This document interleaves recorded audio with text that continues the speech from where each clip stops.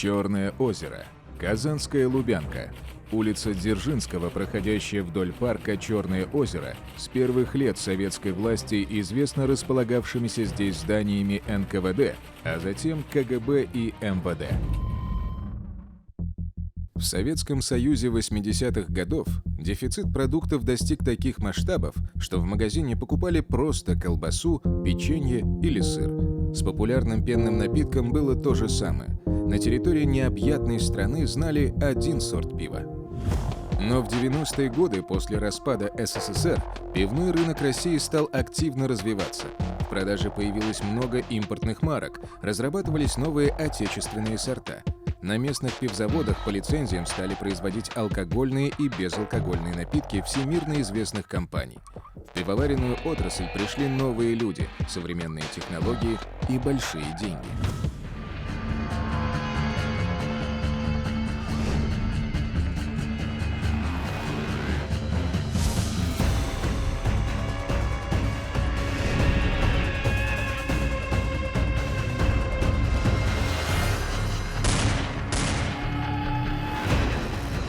Вечером 20 февраля 1996 года директор Казанской пивоваренной компании «Красный Восток» 45-летний Айбат Айбатов выехал с работы домой на служебном автомобиле. У своего подъезда дома номер 33 по улице Шмидта Айбатов вышел из автомобиля, попросив водителя приехать за ним завтра в 7 утра. Айбатов уже подошел к своему подъезду. В этот момент от угла дома к нему метнулся темный силуэт. Тишину вечернего двора разорвали выстрелы. Пули достигли цели. Директор Красного Востока Айбат Айбатов упал около подъезда. Киллер ушел с места убийства через двор, так и не сбросив пистолета. Оперативно-следственная группа выехала по анонимному звонку женщины, слышавшей выстрелы. С момента убийства до приезда патрульного экипажа прошло не более 10 минут. В ходе осмотра места происшествия были обнаружены 6 гильз калибра 9 мм, предположительно от пистолета Макарова. Всплыл странный факт. Все опрошенные утверждали, что Айбатов носил дорогую норковую шапку, но рядом с телом лежала старая матерчатая кепка, которая явно не имела отношения к убитому. Все ценные вещи и деньги остались в карманах убитого. Оперативные службы города начали масштабную работу по раскрытию этого резонансного убийства, но по горячим следам преступника найти не удалось. В теле убитого судебные медики обнаружили 5 пуль и установили, что стреляли в Айбатова с близкого расстояния. Но на месте происшествия нашли 6 гильз, на одну больше, чем пуль в теле жертвы. В какой-то момент убийца промахнулся, хоть и стрелял почти в упор. Возможно, это был непрофессиональный киллер. Эксперты подтвердили, что пули были выпущены из пистолета Макарова, но в республиканской пулегильзотеке данных по этому стволу не было. След обрывался. Убийство директора одного из крупнейших предприятий Татарстана вызвало огромный общественный резонанс. Его обстоятельства обсуждали все, от простых горожан до представителей высших эшелонов власти. Из-за такого общественного внимания дело по факту убийства расследовала не районная, а городская прокуратура, а позже республиканская.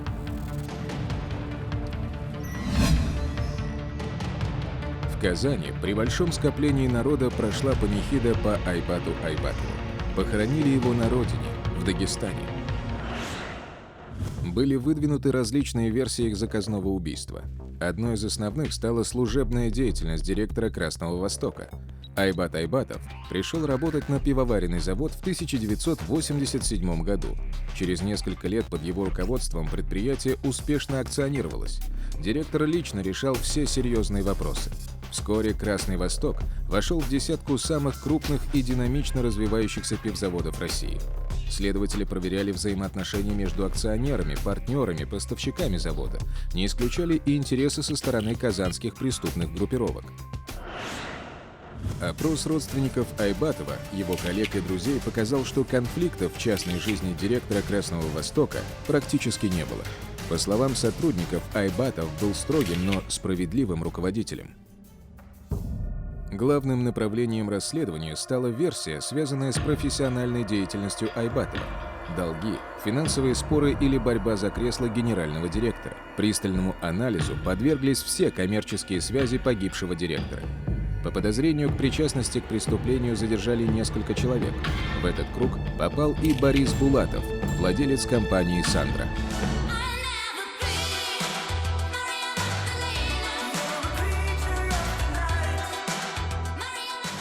Борис Булатов создал акционерное общество «Сандра» в 1991 году. Он назвал предприятие в честь любимой популярной европейской поп-певицы и выбрал логотип в виде парящей в ночи совы. Отец Бориса, Ахмедзян Булатов, долгие годы был третьим секретарем татарского обкома КПСС. В советской партийно-чиновничьей иерархии это был очень высокий пост. Булатов-старший считался одним из самых влиятельных людей в республике и сохранил обширные связи во властных структурах. Родной брат Бориса Булатова Алексей входил в число 3 акционеров «Сандры» и работал в должности заместителя начальника криминальной милиции Вахитовского РУВД Казань. Такие семейные тылы позволяли Борису Булатову с легкостью решать возникающие проблемы. Американская газировка для советских людей в 90-е годы была таким же символом недоступной и манящей западной жизни, как жвачка или джинсы. За заветными бутылочками выстраивались очереди. Продукция Кока-Колы впервые появилась в СССР в 1979 году перед Олимпийскими играми в Москве. Окончательно на рынок страны компания вышла в ходе перестройки в 1988. «Сандра» и «Красный Восток» совместно построили линию по производству Кока-Колы. Проект успешно развивался, но вскоре между партнерами начались серьезные разногласия. Денег было навалом. И вот на фоне этой ситуации, когда денег много, «Красный Восток» вкладывал в производство, а фирма «Сандра» хотела получать только прибыль. Получалось так, что расходы несет только «Красный Восток», а прибыль получает мизер. А «Сандра» никаких расходов не несет, а получает максимум прибыли. В январе 1995 года акционерное общество «Красный Восток» обратилось в Высший арбитражный суд Татарстана с иском о признании договора недействительным, так как он не предусматривает участие акционерного общества «Сандра» в финансовых затратах по производству Кока-Колы. Договориться по-хорошему не удалось. Булатов подал на Айбатова иск в арбитражный суд с требованием компенсации в 2 миллиарда рублей за упущенную выгоду, но результата не добился. Личный секретарь Айбатова давал показания о том, что она была свидетелем драки между Айбатовым и Булатовым, которая произошла в кабинете, и после которой Айбатов просил больше не пускать на территорию завода Булатова. Следователи, занявшиеся этим делом по горячим следам, в первую очередь в организации убийства заподозрили именно Булатова. Его даже задержали на 3 суток, но каких-либо веских доказательств причастности бизнесмена к убийству не нашли. Когда это преступление могло быть раскрыто по горячим следам, расследование проводилось достаточно пассивно. Да, Булатов был задержан. 3 суток он находился в Вахитовском РУВД города Казани, но оперативно-розыскные мероприятия с ним не проводились. Он сидел в кабинете у руководства, пил спокойный чай, никакого, так скажем, зазрения совести при этом не испытывал. И через 3 суток, формально отбыв этот срок, был отпущен на все 4 стороны. Практически в это же время в дежурную часть УВД Казани поступил анонимный звонок. Неизвестная женщина сообщила, что убийство Айбатова совершил некто Владислав Колодин. Колодин в свое время был членом печально известной казанской преступной группировки «Тяп-ляп», разгромленной еще в конце 70-х. Оперативники допустили, что тот вполне мог от чьего-то имени предложить коммерсанту крышу, а в случае отказа преподать в его лице кровавый урок остальным несговорчивым бизнесменам. По адресу Колодина немедленно направили группу захвата, однако захватывать оказалось некого. Колодина обнаружили мертвым. Звонок анонима, судя по всему, имел одну цель – завести расследование в тупик. Следствие не раз приостанавливалось и вновь возобновлялось. Менялись следователи, оперативники, пока, наконец, не были выполнены все следственные действия и оперативно-розыскные мероприятия. В конце концов, убийство Айбата Айбатова перешло в разряд так называемых «глухарей». Для того, чтобы найти виновных и наказать их, следствию потребовалось долгих 10 лет. В январе 2002 года Верховный суд Татарстана поставил точку в многолетней истории одной из самых кровавых казанских банд Хади Такташ. 2 года шло следствие. Было опрошено около 500 свидетелей, проведено более 200 экспертиз. Это был первый в России прецедент, когда подсудимых признали виновными одновременно по 2 статьям Уголовного кодекса – организация преступного сообщества и бандитизм. Впервые удалось разом отправить за решетку всю верхушку банды – 13 человек. И впервые был вынесен настолько суровый, но заслуженный приговор – 180 лет заключения на 11 человек, не считая 2 пожизненных сроков для главарей Хади Такташ. День замечательный! Здравия желаю, замечательный! Атужин Григорий Правилькович, 1968 года рождения. Атужин Константин, 102, 103, 105, 209, 210, 159, 241. Убил 4 человек. Приговорен 22 января 2002 года. Верховный суд Республики Татарстан. Пожизненное лишение свободы.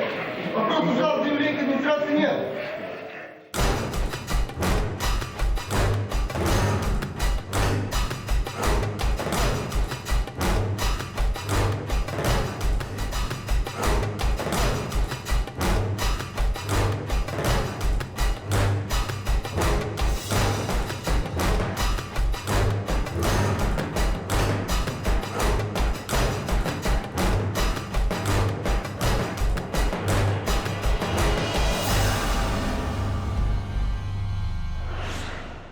Но даже после вынесения приговора следователи продолжали разматывать кровавый клубок этого преступного сообщества.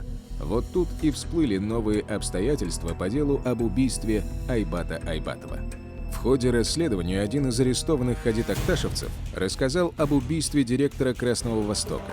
По его словам, преступление совершил член их ОПГ Никита Воздвиженский. Поскольку Воздвиженский к тому моменту был давно мертв, это сообщение доверия у следствия не вызвало, но и без внимания не осталось. Когда действующий член группировки пытается списать преступление на покойника, он, как правило, либо сам к нему причастен, либо знает, кто это сделал. Так появилась версия связи убийства Айбатова с ОПГ Хади Такташ. Мы ездили в колонию «Черный дельфин» для пожизненников, где был допрошен Радик Галиакберов. Из его окружения люди сказали, что ему тоже предлагалось совершить убийство Айбатова. И предлагалось Булатовым непосредственно сумма в $20 000.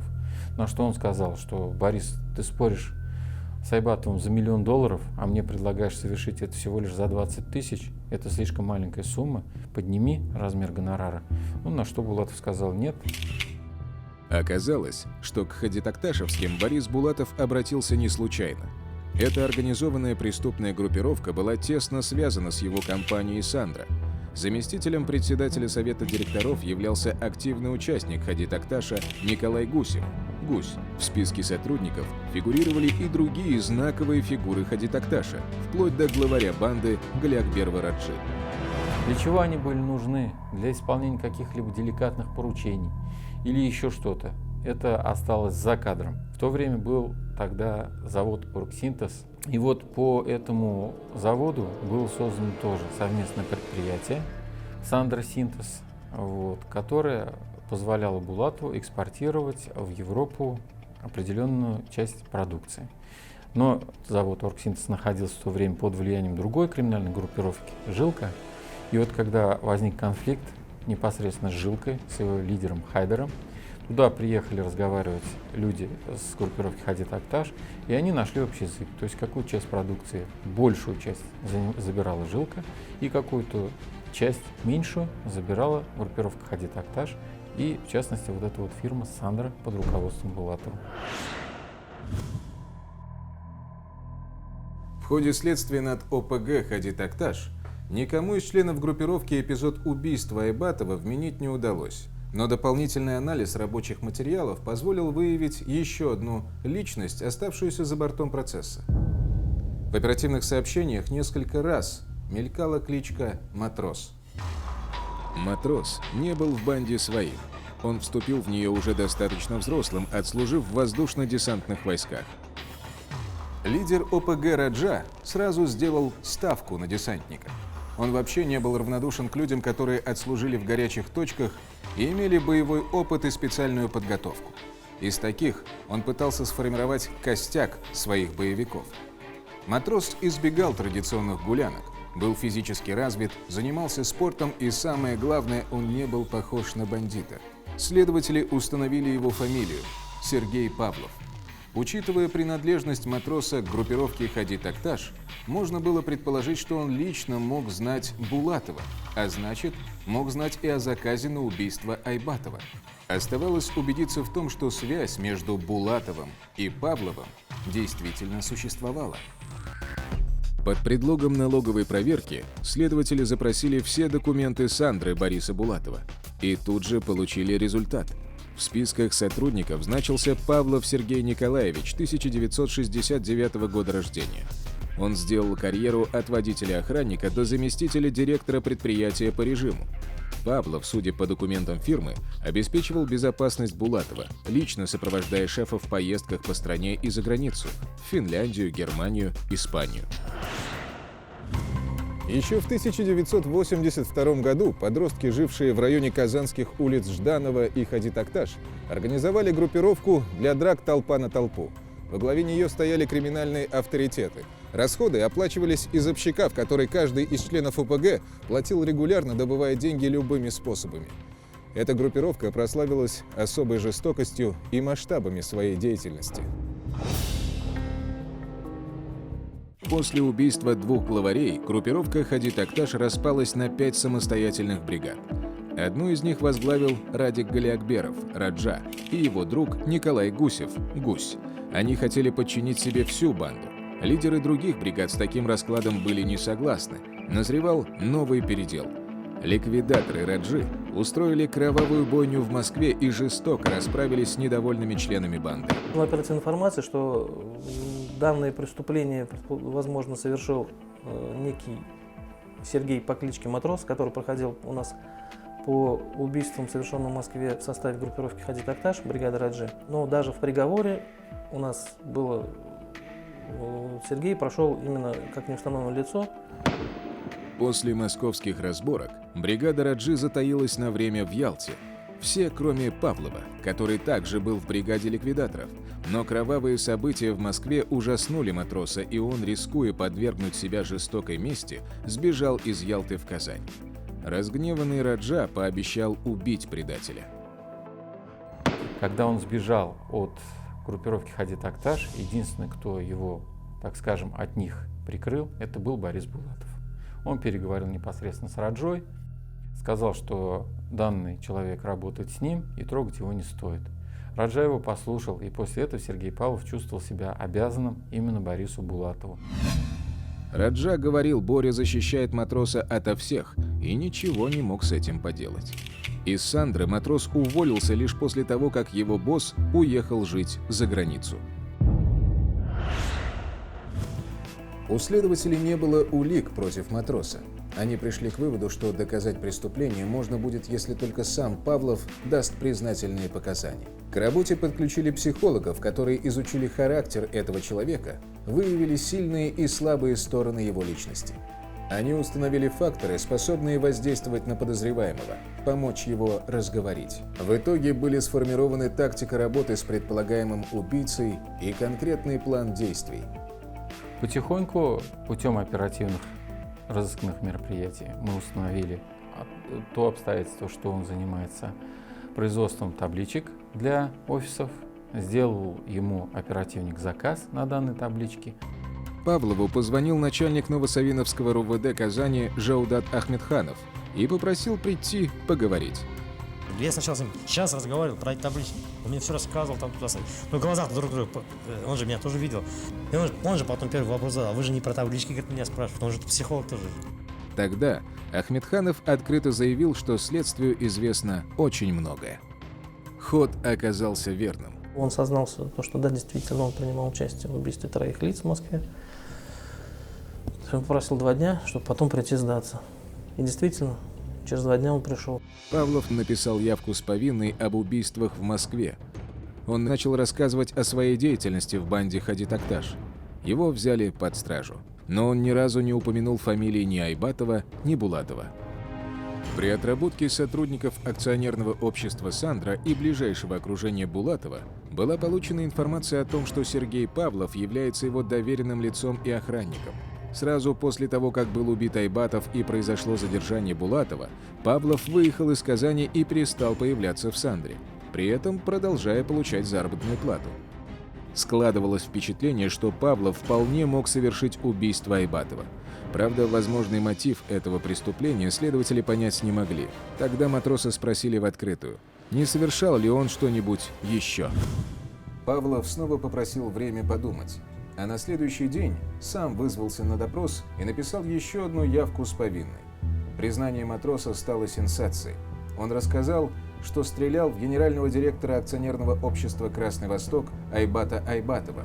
Более того, он назвал имя заказчика, своего бывшего шефа, председателя совета директоров Казанского акционерного общества «Сандра» Бориса Булатова. Булатов сказал, что ему мешает Айбатов. Это был только разговор, потом мы еще встречались, разговаривали. То есть в конечном итоге я согласился устранить Айбатова. Матрос сознался в убийстве Айбатова, чтобы облегчить душу. Павлов все последние годы жил в страхе. На этот многолетний страх, на желание поскорее сбросить тяжкий психологический груз и был расчет. Павлов действительно раскаялся и пошел на полное сотрудничество со следователем. Это человек, у которого есть совесть.